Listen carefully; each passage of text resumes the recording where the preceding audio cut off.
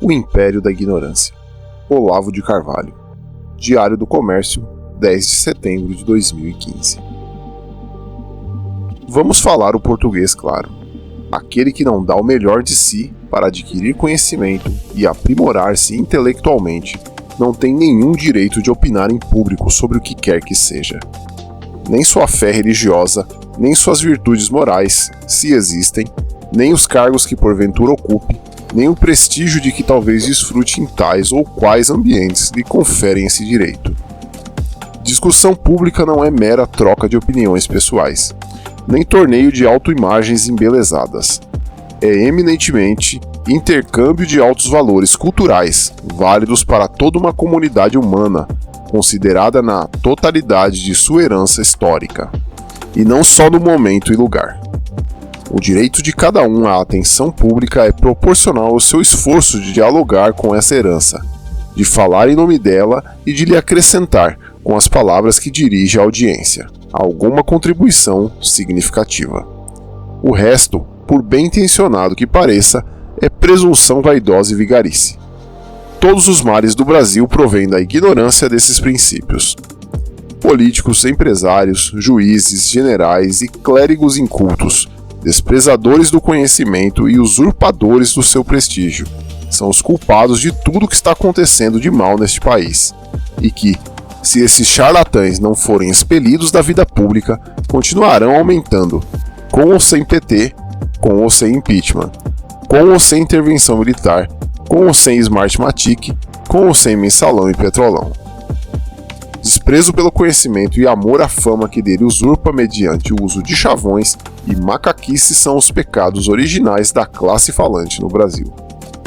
Só o homem de cultura pode julgar as coisas na escala da humanidade, da história e da civilização. Os outros seguem apenas a moda do momento, criada ela própria por jornalistas incultos e professores analfabetos, e destinada a desfazer em pó a primeira mudança da direção do vento. A cultura pessoal é a condição primeira e indispensável do julgamento objetivo. A incultura aprisiona as almas na subjetividade do grupo, a forma mais extrema do provincianismo mental. Vou lhes dar alguns exemplos de desastres nacionais, causados diretamente pela incultura dos personagens envolvidos. Só pessoas prodigiosamente incultas podem ter alguma dificuldade de compreender que uma eleição presidencial com apuração secreta, sem transparência nenhuma, é inválida em si mesma, independentemente de fraudes pontuais terem ocorrido ou não. O número de jumentos togados e cretinos de 5 estrelas que, mesmo opondo-se ao governo, raciocinam segundo a premissa de que a senhora Dilma Rousseff foi eleita democraticamente em eleições legítimas, premissa que lhes parece tão auto-evidente que não precisa sequer ser discutida, basta para mostrar que o estado de calamidade política e econômica em que se encontra o país vem precedido de uma calamidade intelectual indescritível, abjeta e inaceitável sob todos os aspectos. Quando na década de 90 os militares aceitaram e até pediram a criação do Ministério da Defesa, foi sob a alegação de que nas grandes democracias era assim, de que só republiquetas tinham ministérios militares. Respondi várias vezes que isso era raciocinar com base no desejo de fazer boa figura, e não no exame sério da situação local, onde a criação desse órgão maldito só serviria para aumentar o poder dos comunistas. 1000 vezes o Brasil já pagou caro pela mania de macaquear as bonitezas estrangeiras, em vez de fazer o que a situação objetiva exige. Esse caso foi só mais um da longa série.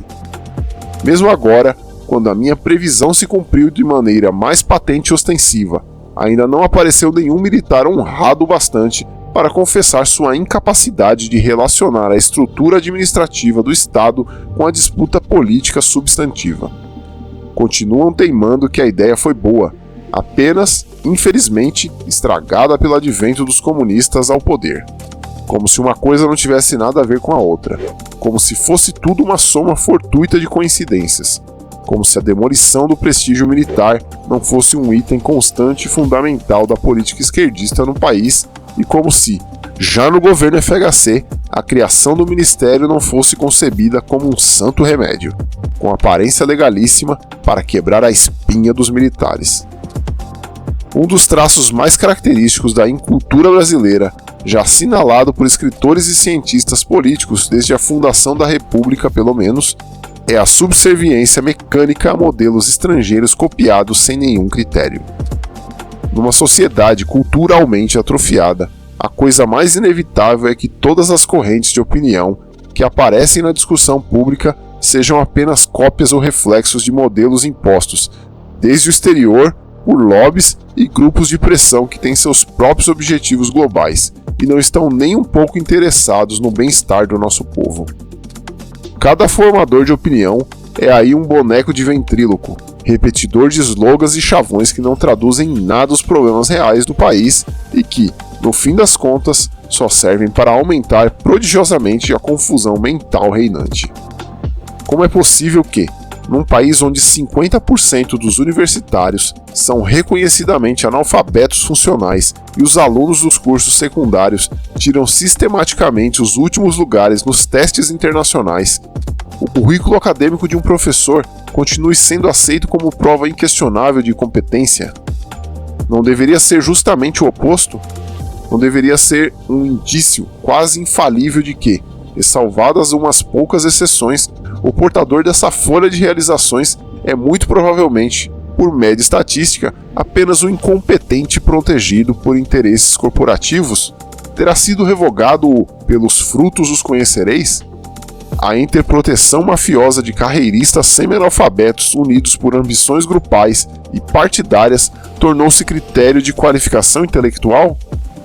Não é mesmo um sinal, já não digo de mera incultura, mas de positiva debilidade mental, que os mesmos apologistas do establishment universitário fossem os primeiros a apontar como mérito imarcessível do candidato Luiz Inácio Lula da Silva, em 2 eleições, a sua total carência de qualquer estudos formais ou informais? Não chegava a prodigiosa incultura do personagem a ser louvada como sinal de alguma sabedoria infusa? Todo sujeito que, à exigência de conhecimento, opõe o louvor evangélico ao simples é um charlatão.